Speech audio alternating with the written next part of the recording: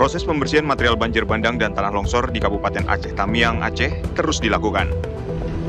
Sejumlah alat berat dikerahkan untuk membersihkan dan memindahkan kayu-kayu gelondongan dari lokasi terdampak.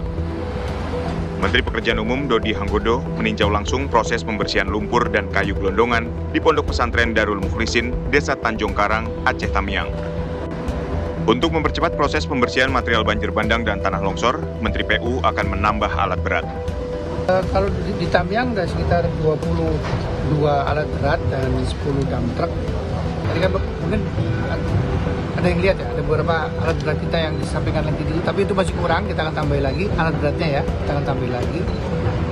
Dari Medan, saya lagi minta tolong Kepala Balai Jalan Medan dan Kepala Balai Air di Medan mencari penyedia jasa yang masih punya alat berat di Medan yang kita akan bisa sewa. Jadi orang-orang kita akan kerjakan dari pagi dan sore, malam, baru kemudian shift malam sampai pagi sampai subuh itu bersihin yang di tengah kota. Ini harapannya dalam waktu singkat 2-3 hari ke depan bersih tuh kota.